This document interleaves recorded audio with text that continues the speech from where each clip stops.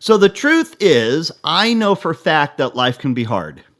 I know that when I say I'm living the dream and others do the same, they're making a conscious choice and they're choosing their attitude of gratitude. They're focusing on what they still have to be grateful for. It doesn't mean their life's perfect. Today we're going to talk a little bit about a young man that knew that in spades, and he carried it with him, and he impacted my life in a profound way. Get ready to hear an amazing story. I'm excited that you're here. Welcome to the next 24 hours, where I'm going to give you real information you can really use to transform your life and work one day at a time. I'll be your host, Curtis Zimmerman.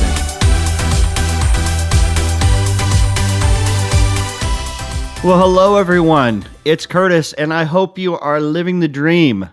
No, I mean it. I hope that you're living the dream. It's so funny because I've been saying that for years, and with the podcast, we did this thing where if you come on in and listen to the podcast and you enjoy it, and then you rate it or leave a comment, then you got a Living the Dream wristband. And so I've been thinking a lot about this whole concept of living the dream and what it means because, sometimes people go through hard things in their life.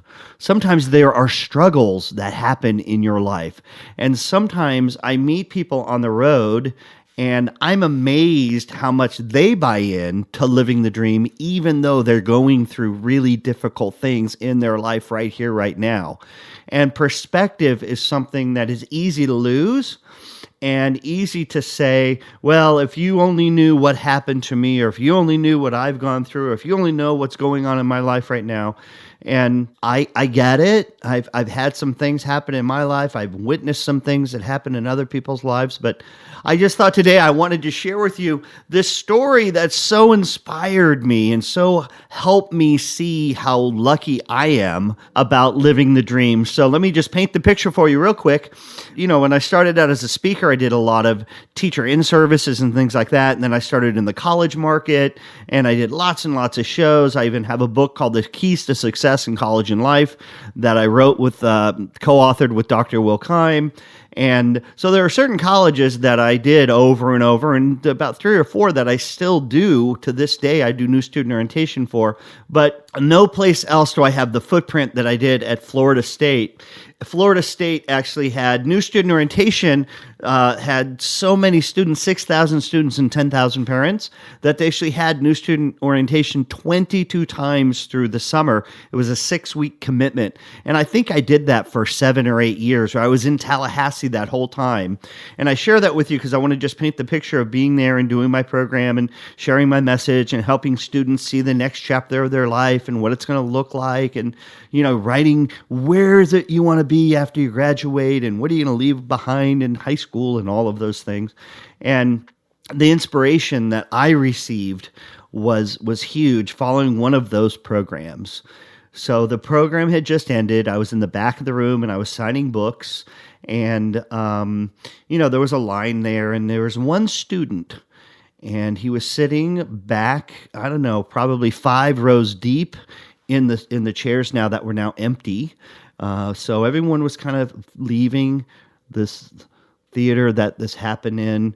And I don't know, there were probably 10 or 15 people left for me to sign books. And I noticed he just kept sitting there. He never got up, never came and got a book. He just sat there.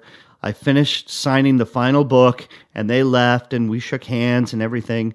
And then the young man stood up and he walked over. And he said, "Can you do me a huge favor?"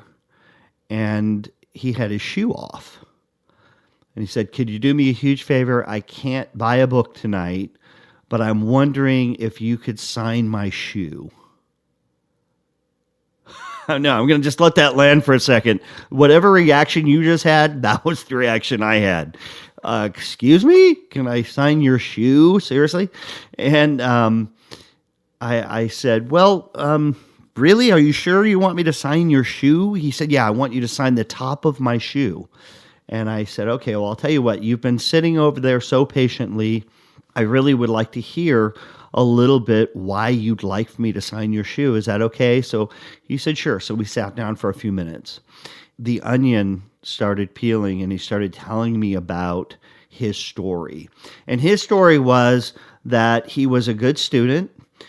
He had kind of a rough family life, and some things happened in his family, and he actually had to drop out of school in high school, and he had to get a job. And so, literally, that meant no college. And he really, really, really wanted to go to college.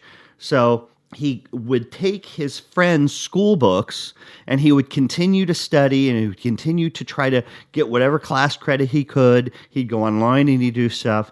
And if you keep your grade point average at a certain grade point average, your entire high school experience, then you can actually get close to or a complete full ride if you live in Florida, and Florida State is one of those campuses. And he told me how he did that, how he accomplished that, even though he had a full-time job and he really dropped out of school, and he got this full ride to Florida State. And he was sitting in there tonight with no parents, new student orientation, no parents, no car, no money, and no idea where he was going to live.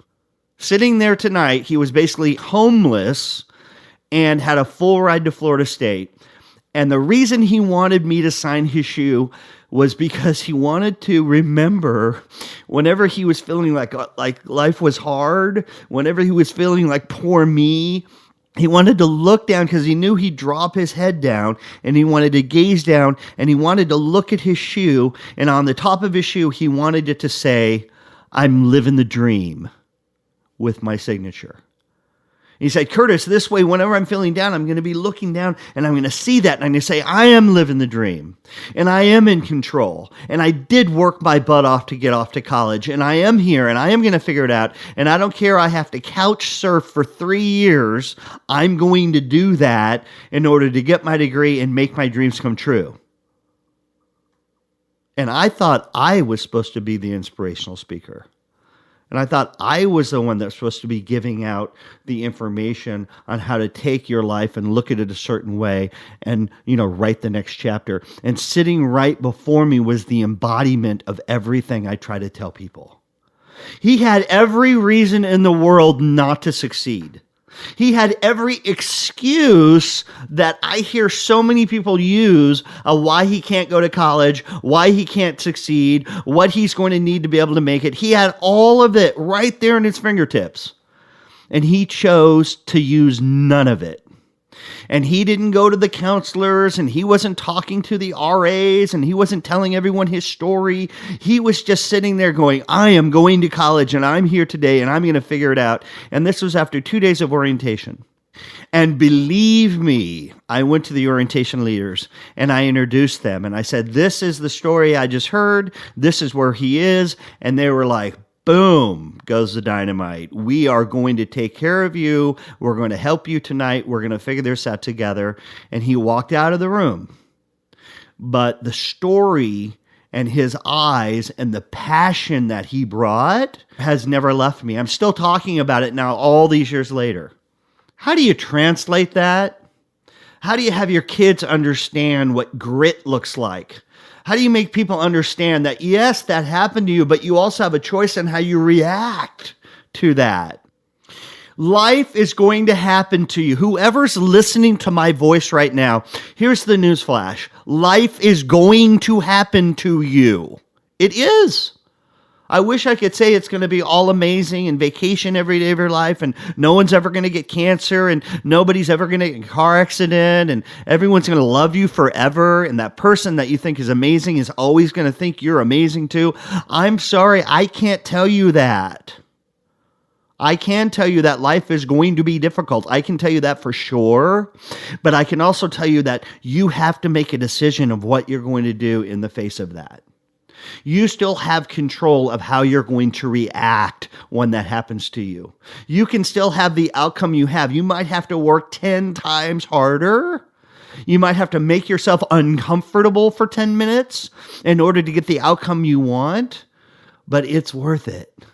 And I can tell you right now that 4 years later, after that person walked out, if that person walked across and was able to take that little tassel and move it to the other side of his head and graduate from Florida State, you better believe that that kid got an education. You better believe that that young man was going to take that opportunity that he capitalized on and go and run a business, go and start something, go and contribute in a huge way using all the time and effort and knowledge he gained at Florida State, more than a lot of other people that were there thinking, oh, well, it was my second choice, or, well, I don't know what I want to do with my life, or not that there's anything wrong with that. Everyone's on a different path and a different mission. But what opportunities are sitting before you right now that if you were willing to make yourself uncomfortable, you could go get in a big way? So when I say I'm living the dream, it doesn't mean that I don't have problems. I have problems. I have a real life, and I have a family, and I got kids, and I got problems.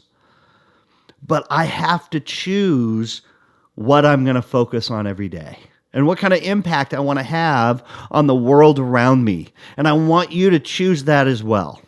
I want you to know that my grandmother, I'll never forget this conversation. My grandmother told me this when I was a kid. I was there, and she was old. I mean, she was old. And I said, wow, I want to live to be old. I mean, that's so great that you got to live all these years. And you know what she told me? And I'll never forget it. She said, Curtis, I am so happy that I got to live to be as old as I am. But you also need to remember that because I'm older than all of my friends and that I'm older than anyone you know, what that really means in my life is I had to watch all my friends die. I had to go to all of my friends' funerals. I had to go to one of my own children's funerals in my life.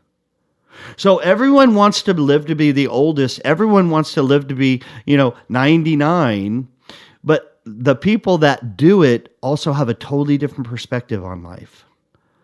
Because think about it, if that's you, that means that probably everyone you know right now that you grew up with, it probably died before you. So think of that, and then think about my grandmother had the biggest heart, the biggest spirit. She lit up the room wherever she was, and people loved being around her. Doesn't mean she didn't go to all those funerals. Doesn't mean that her husband didn't die 22 years earlier. It happened. But she chose to still understand that life is a precious gift.